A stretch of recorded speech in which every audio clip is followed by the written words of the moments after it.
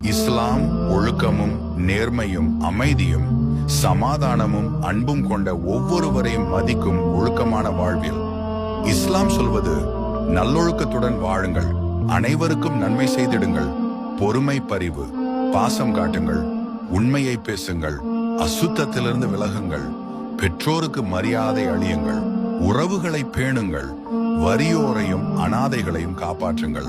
இஸ்லாம் எதை தவிர்க்க சொல்கிறது? திருடல், பொய், லஞ்சம், ஊழல், கடத்தல், வட்டி, பதுக்கல் வியாபாரம், பிற மதத்தை நிந்தனை, துரோகம், ஏமாற்றம், குறை கூறல், கிண்டல், சொத்து அபகரிப்பு, வாக்குமுறிவு, கொலை, கோபம், ஆணவம், பேராசை, ஆடம்பரம், போதைப் பொருள், உறவுகளை துண்டித்தல், பூமியில் கர்வமாக நடப்பது, மேலும் பல தவிர்க்க வேண்டியவை. இஸ்லாம் என்பது ஒரு மதம் மட்டுமல்ல, அது முழுமையான வாழ்வியல் முறையாகும்.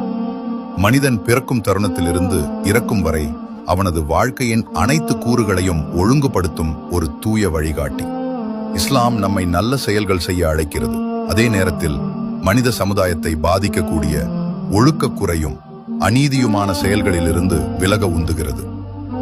இது ஒருவர் அல்லாஹுவுடன் உறவை நிலைநாட்டுவதோடு மற்ற மனிதர்களுடனும் நன்றாக வாழ்வதற்கான ஒரு திட்டமாகும்.